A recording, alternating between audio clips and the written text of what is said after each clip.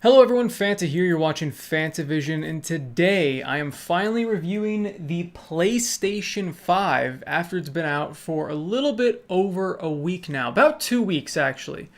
And I just wanted to give it a bit more time because it does have more games for it that are only for this system or that have been greatly enhanced for it. But before we dive into the good and the bad of the system itself, just like the Series X review that I did, I do want to dive into the controller because I feel like, especially for this system, it is very important you cover that. And that's because there is actually a big difference between the new PlayStation 5 controller and the PlayStation 4 controller. Probably should have picked a different color, but you guys can see it, it's fine. So, right off the bat, the size difference. It is a bit chunkier. Now, it's about the same width, but the handles themselves are thicker, and the back is a lot thicker as well.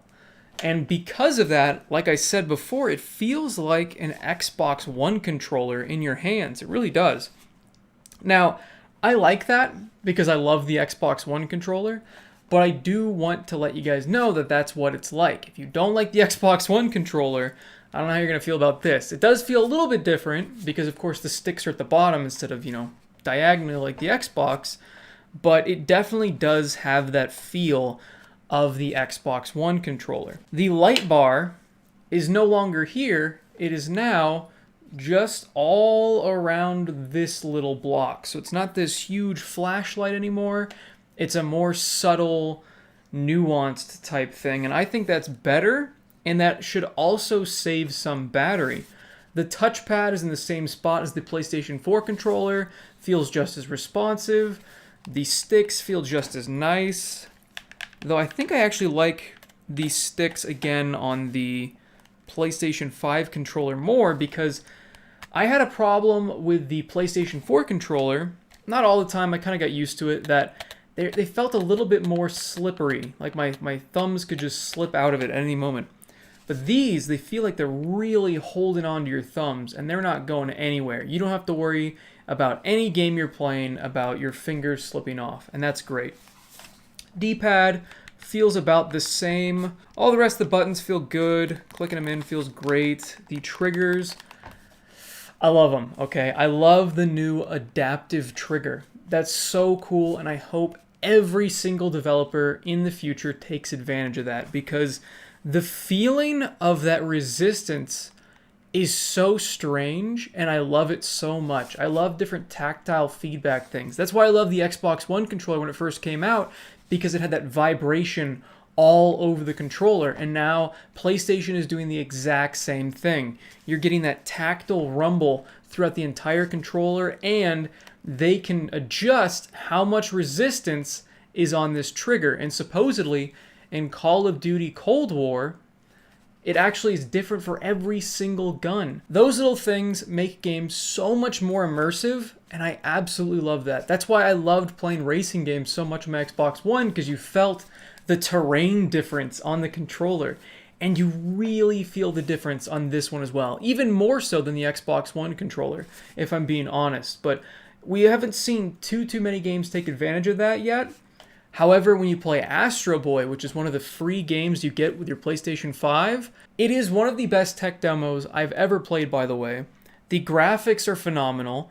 It's just an adorable little happy game, and it just shows you all the different things that developers can do with this. Like, it's raining, and you feel the difference between the rain and when it's heavy rain, and the vibrations. It just feels perfect. It's so cool. And then it starts hailing, and you feel the difference there too. And the sound effects, I feel like, are a lot better coming out of this controller than they were with the PlayStation 4. I feel like they're really using all the little things on here that I complained about on the last controller, because they kept going on about how there were just gimmicks and I didn't care. But now the light bar isn't draining your battery as much, so I kind of appreciate it more. The rumble really does make a difference. The triggers do feel nice. So now all these little different things, besides the touchpad, still doesn't really do anything in most games. Besides that, I mean, it's just they've kind of utilized every single little thing about this. They took everything about the PlayStation 4 controller that was great and made it better. And that's what you want to see. And that's why, again, I don't blame Microsoft for not changing their controller, because I feel like they hit the peak and they only had a couple things to change and add, and they did that too. Whereas PlayStation went, you know what? This was good, but let's just make it so much better. The only complaint I have with this controller has nothing to do with the controller itself. It's just the fact that they did not release any other colors at launch. Why is there not a all black with white accents edition? Why isn't there a blue one? Why isn't... Like, it doesn't make any sense to me. I don't get why they didn't do that. Before we get into graphics and games and all that sort of stuff, that is of course important, I do want to discuss the look of this system, because I think it's worth talking about. Because what in the world? This, oh my god, this thing is huge. I mean, look at this thing. It's massive. Now, I don't mind it being big, but there's some things I don't like about the design of this system. This piano black finish on here, this glossy black, some people might like it. But good lord, is it a dust and fingerprint magnet. I have barely touched this system since I've set it up, and there are a couple fingerprints I can see all along here. And I just dusted this thing, and the top of it already has some dust on it. Yeah, I do need a vacuum in here, but it shouldn't be picking up that much dust in just a few minutes. That's crazy. However, I do want to mention that I do like the fact that they have real buttons on here and not those terrible heat-sensitive ones that the Xbox One original and PlayStation 4 original had, because those are awful. Thank you. I also wish they had 2 USB ports in the front instead of just the one and the USB-C, but whatever, that's just kind of a nitpick. On the back, again, it's nice that we got 2 USB ports, Ethernet, HDMI, power, and I like this matte. I don't like the plastic they used, but I like the fact that it's matte on the back, especially because you're going to be plugging things in and out, and it would scratch up the hell out of the back if they had that piano finish. Another thing about the design I'm not a huge fan of is the way that this base works. I mean, there's no point where it really snaps on. You just kind of line it up with a little PlayStation insignia, and it fits in where the squares are. And you don't hear a click or anything, it's kind of there. And if you adjust your system at all on your entertainment console, it's going to move that stand and it's going to get unhinged and it's going to be kind of annoying. Overall though, I have to say though, I like the design. At first, I was like, what in the world spaceship router is that? What in the hell were they thinking? But the more I look at it, the more I like it, just because of its unique factor. I gotta say, points given to creativity. I mean, it's so wacky with these wings popping up. It's got like a popped collar or something. It's like some sort of Dracula thing. I don't know. But over time, I've come to really enjoy the look of this system. I gotta admit. But let's get down to the important bits. How does it play games, and is it really that big of an upgrade from the PlayStation 4? It plays games amazingly, and it is a huge upgrade from the PlayStation 4. I know there are a lot of people saying that there's not much of a generational gap between 4 and 5 as opposed to 3 and 4. I am completely against that. I think this is a much bigger generational gap between the PlayStation 4 and PlayStation 5 than there was with the 3 and 4, because this thing, I mean, holy crap, you are putting the game in and playing in less than a minute. It just loads up games like that. It's absolutely insane. Fast travel in games like Ghost of Tsushima and Spider-Man and a bunch of other games that have fast travel actually feels like it's fast now. Before, when you went to fast travel, you're kind of like hesitating. You're like, okay, is the loading time going to be longer than actually traveling there? Is it really worth fast traveling? And now you can't even read the hints and tips because it's just like that. It's so awesome. Even games that are on a portable hard drive, like the one I have right here, This is where I store all my PlayStation 4 games. But when I play Ghost of Tsushima, even with its upgrade, it's playing 60 frames per second smoothly.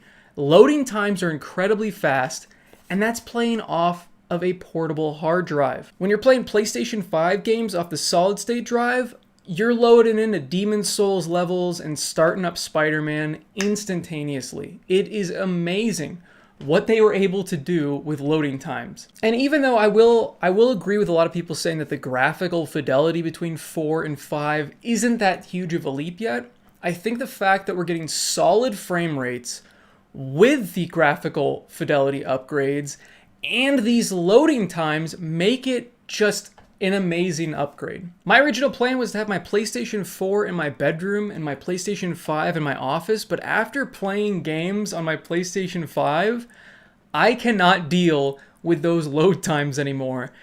And I won't be able to play PlayStation 4 games on a PlayStation 4 anymore because they take so long to load compared to this thing. It just, boom, you're in. Boom, you're in. It is such a huge change, and I absolutely love it. And those complaining about how there's really not that much of a graphical upgrade between the 4 and the 5, I feel like they don't own a 4K TV. If you are getting this system and you don't have a 4K TV, get a 4K TV. If you can afford a $500 console and a $70 game to go with it, you can afford a $250 entry-level 4K TV.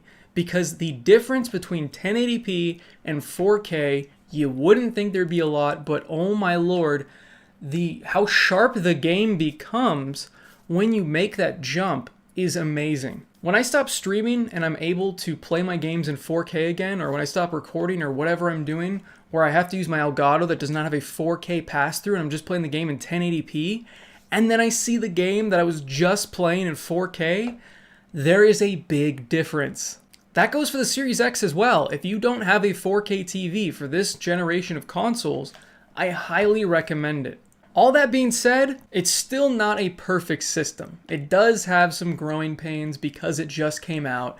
It's still going to keep getting firmware updates to make it more stable because some people are having crashing issues, some people have had their units die, some people have had this infinite download bug where they have to wipe the entire system. The only bugs I've really had are that some of the PS4 games on my portable hard drive will try to infinitely update, and how I solved it was deleting the game and reinstalling it, and then Eric told me he just paused it and restarted it and it worked just fine. So there is an easy fix for that infinite install bug, but I did want to bring it up because it is an issue that I had with the system. But beyond that, I really haven't had any other issues at all. So is this system worth buying at launch? I gotta say yeah, because just like the Series X, it upgrades all the games you already own. It's not gonna have a massive upgrade to most games. They're not gonna pull Ghost of Tsushima and add 60 frame per second mode and enhance the graphics a bit and really make it a different experience, which by the way, if you have Ghost of Tsushima, I would wait to play it on that because it is a completely different experience in 60 frames per second. It is gorgeous. I love it. However, it does suffer from the launch game problem that a lot of systems do at this time in its lifespan. It's early. There's not that many games for it. I mean, one of the best games is a remastered PlayStation 3 game, so that's kind of saying a lot.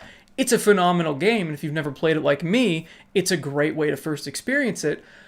But it is something that needs to be said, that there aren't a whole lot of games that are only on this system. Is this system worth over MSRP? No. If you're thinking about buying this thing for $1,000, please get your head checked out because that's really stupid. Please don't do that. This is a $500 console. End of story. It's worth $500.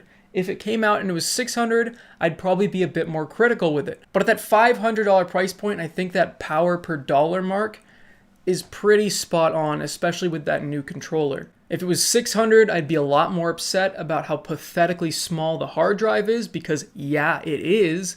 And I'm sure very early on in its lifespan, we're going to start seeing people complain about how small that hard drive is because it's just, oh my god, it's like, what, 600 gigs? Why? Why is it so small? I know solid state drives are expensive, especially one that is as good as this one. But still, I mean, that is, oh my God. Call of Duty is 250 gigs. For the love of God, if you're playing PlayStation 4 games, get one of these. Do this, 5 terabytes. And this is like $100. 5 terabytes. Just get this. It will save you so much headache because there are going to be a lot of people that just transfer all their PlayStation 4 games to this and immediately fill up the hard drive. PlayStation 5 games require the solid state drive. PlayStation 4 games don't. So for the love of God, get one of these. I cannot recommend it enough. So those are my thoughts on the PlayStation 5. I think it's a great console. Please pay just MSRP because that's what it's worth. Let me know what you guys think of the console down below if you have one already or if you're getting one. Like the video if you guys liked it. Subscribe for more content. And as always, have a fantastic day. See you guys.